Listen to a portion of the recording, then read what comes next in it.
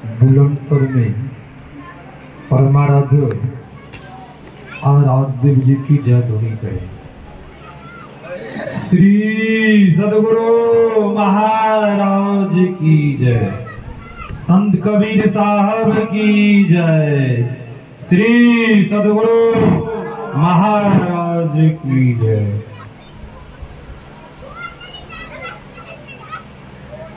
मंगल मूर्ति सतगुरु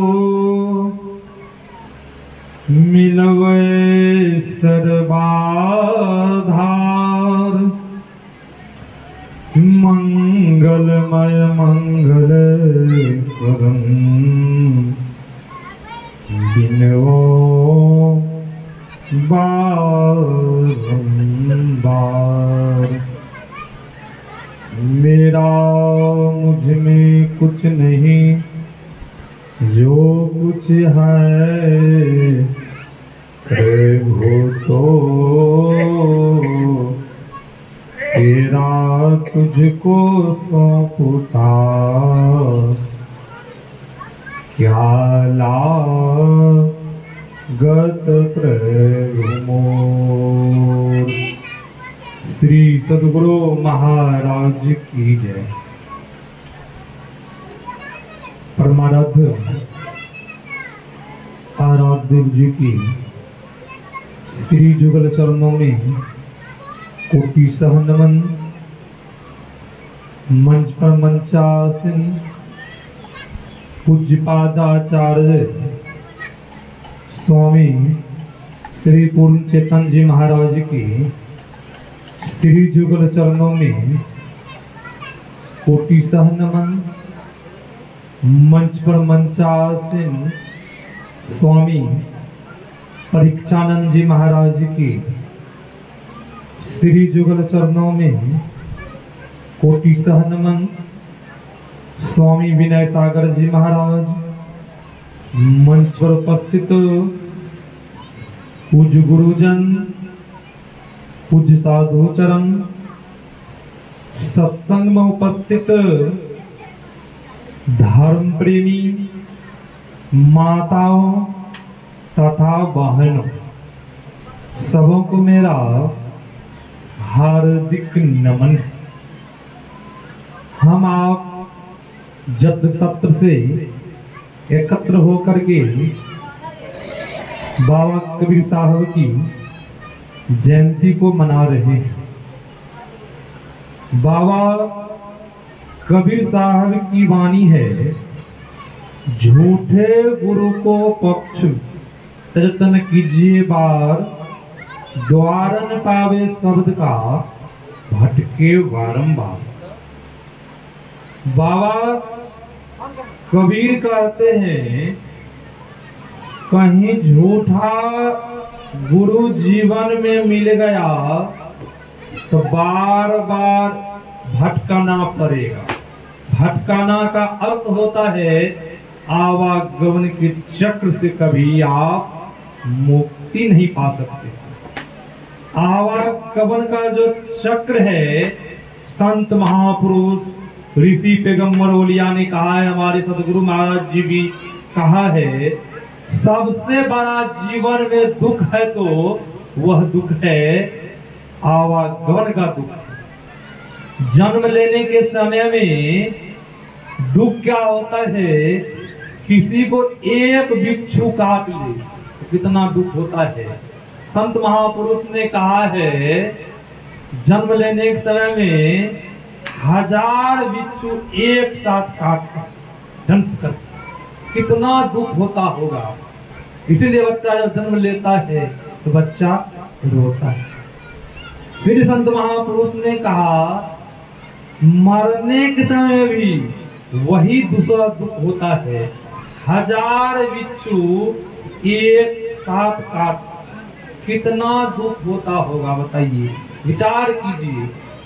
इसलिए संत महापुरुष ने कहा, हमारे सदगुरु महाराज जी ने कहा, आवागमन सम दुख दूजा है नहीं जग में कोई, इसके निवारण के लिए भक्ति करनी चाहिए।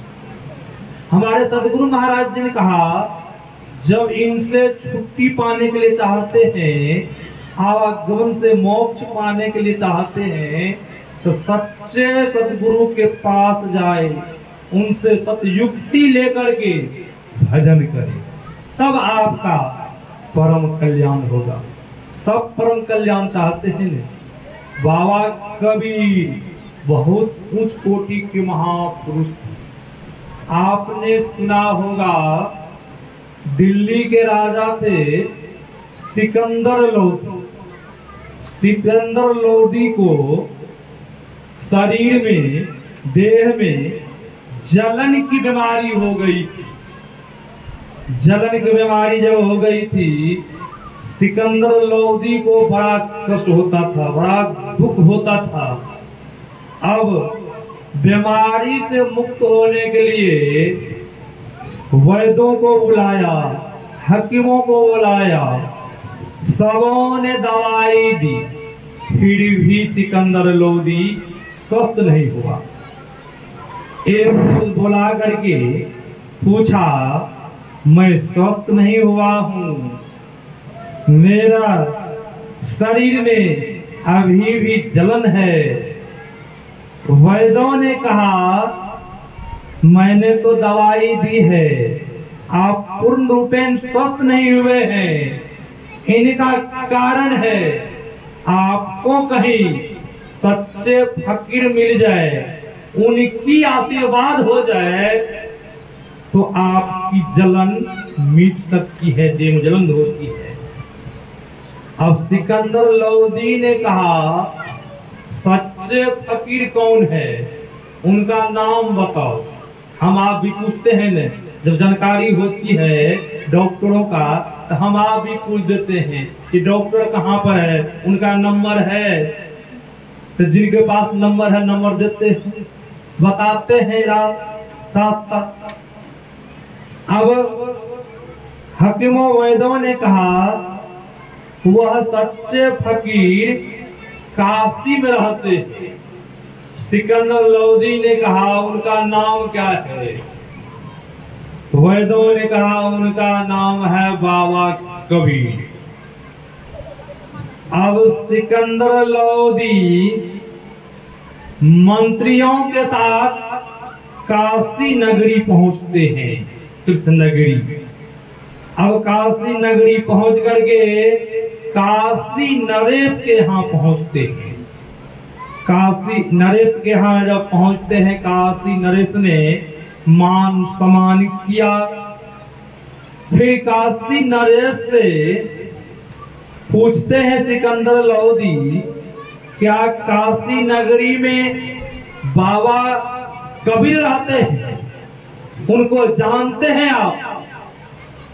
तो काशी नरेश ने कहा, मैं उनको जानता हूँ।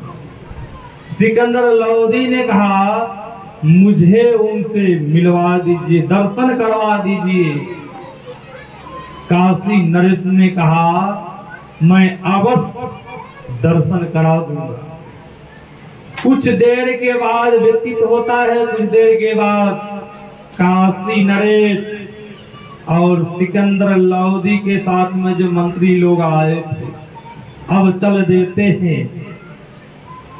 बाबा कबीर को खोजते खोजते उनके आश्रम पर पहुंचते हैं।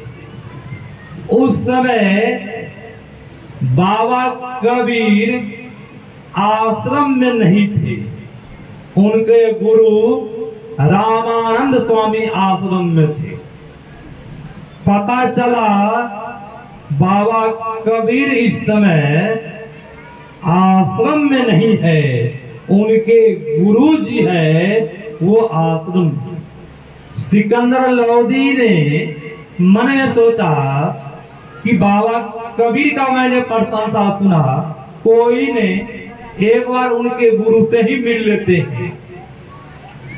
अब काशी नरेश से कहते सिकंदर लोधी, क्या मैं आश्रम जा सकता हूँ?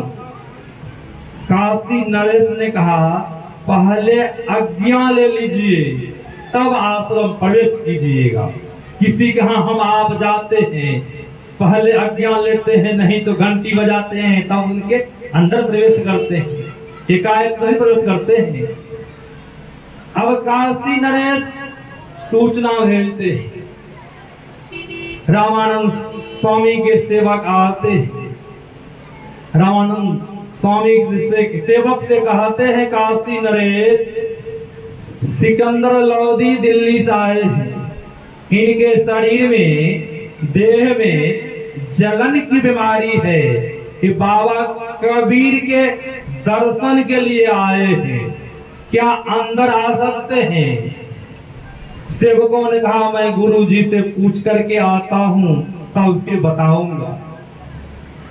रामानंद स्वामी के पास पहुंचते रामानंद स्वामी से कहा, दिल्ली के राजा सिकंदर लोधी आए, आपके दर्शन करने के लिए चाहते हैं, उनके साथ में काशी नरेश है। रामानंद स्वामी ने कहा, अत्याचारी, दुराचारी, मीट मांस खाने वाले, दूसरों को सताने वाले वो आदमी मेरा आश्रम नहीं आ सकता। आकर के सेवकों ने कहा, काशी नरेश से गुरु जी ने कहा, अत्याचारी, दुराचारी, मीट मांस खाने वाले, हिंसा करने वाले, दूसरों को दुख पहुंचाने वाले मेरे आश्रम नहीं आ सकते हैं। सिकंदर लोधी को बड़ा क्रोध आया। सिकंदर लोधी के साथ में तलवार। सिकंदर लोधी आश्रम में प्रवेश किया। संत महापुरुष ने कहा है, जब क्रोध आता है तो उस समय विवेक खत्म हो जाता है। बहुत लोग देखते हैं न, पुत्र पिता को मारते, थप्पड़ चला देते हैं। क्यों चलाया? क्रोध आ गया, उनका विवेक खत्म हो गया है।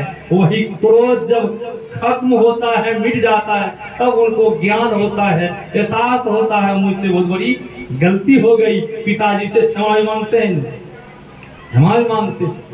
अब क्रोध में सिकंदर लोधी आश्रम में प्रवेश किया। पीछे से मंत्री काशी नरेश भी प्रवेश करते हैं। जहां गुरुजी रामानंद स्वामी बैठे थे, सिकंदर लोधी क्रोध में आकर के मियान से तलवार को निकालते हैं और स्वामी रामानंद जी महाराज के सर को धड़ से अलग कर दिया। जब सर से धड़ अलग हुआ, एक तरफ खून की धारा बह रही है, एक तरफ दूध की धारा बह रही है। सिकंदर लोधी को सज्जनों बड़ा आश्चर्य हुआ। मैंने सर काटा, मुझसे तो हिंसा हुई फकीरों की, मैंने यह दृश्य कभी नहीं देखा। एक तरफ खून की धारा, धड़ की तरफ से खून की धारा, सिर के तरफ से दूध की धारा बह रही है। अब इस दृश्य देख करके सिकंदर लोधी को बड़ा एहसास होता है, मुझसे बहुत बड़ी भूल हुई, फकीरों की हत्या हो गई। अब सिकंदर लोधी बाहर, आश्रम के बाहर आ जाते हैं।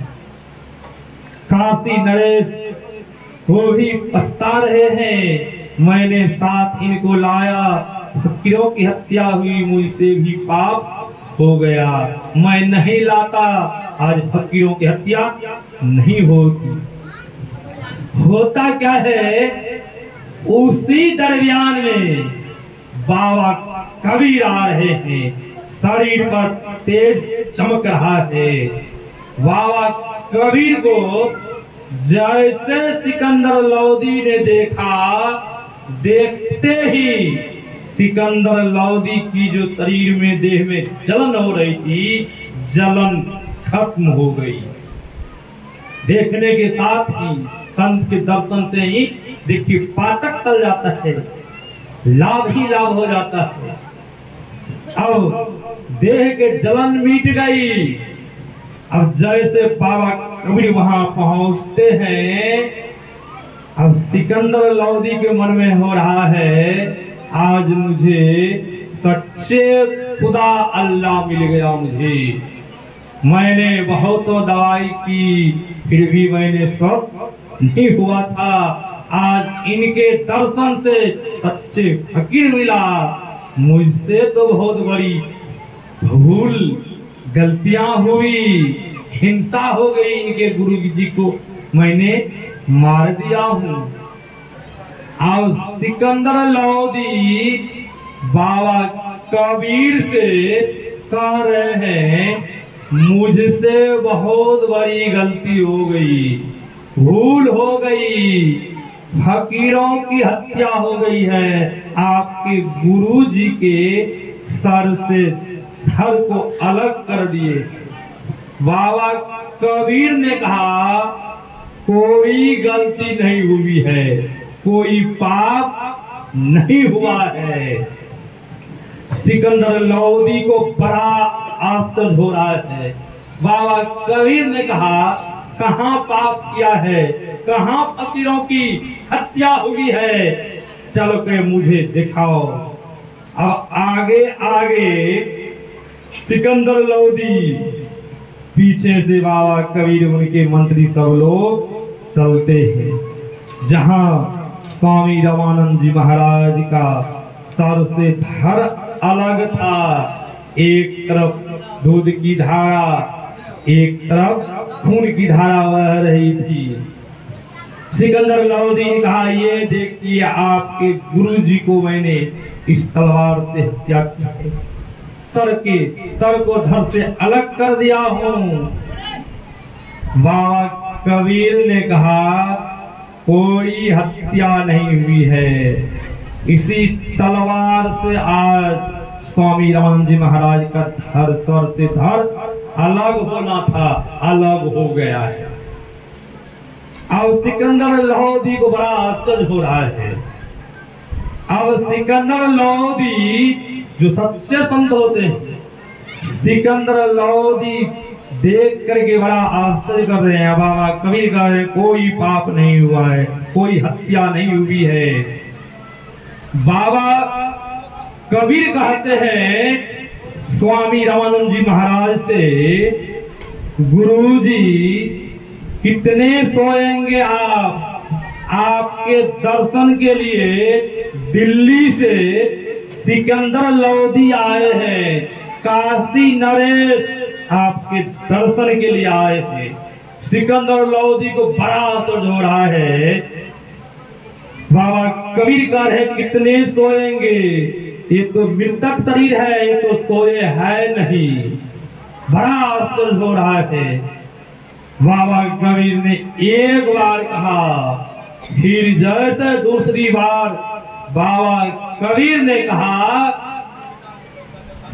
गुरुजी कितने सोएंगे, आपके दर्शन के लिए दिल्ली से सिकंदर लोधी काशी नरेश आए हैं। जैसे बाबा कबीर ने कहा सर से धड़ दो जुड़ गया और स्वामी रामानंद जी महाराज खड़े हो गए। श्री सदगुरु महाराज की जय। आप देखिए ये है गुरुओं की शक्ति। बाबा कबीर तब रामानंद स्वामी से कहते हैं बाबा कबीर ने गुरुजी आपका धड़ आज नहीं कटता, आपके अंदर में जाति पाति का भेदभाव था, इसीलिए सिकंदर लोधी के तलवार से आपका धड़ अलग हो गया, धड़ से सर अलग हो गया। संत महापुरुष ने कहा है ऐसे पहुंचे हुए संत के हम आप आज जन्मदिन मना रहे हैं। यही आप लोगों की सेवा मैंने गुरु की विशेषता को सुनाया, गुरु की महिमा को सुनाया। जो कोई सच्चे सदगुरु से जुक्ति जान करके भजन करते हैं वह शिष्य नहीं रहते हैं, एक दिन वो भी गुरु ही हो जाते हैं। यही आप लोगों की सेवा मैंने सुनाया। गुरु के आज्ञाओं का पालन करेंगे तो आपका यह लोक परलोक दो बन जाएगा। श्री सदगुरु महाराज।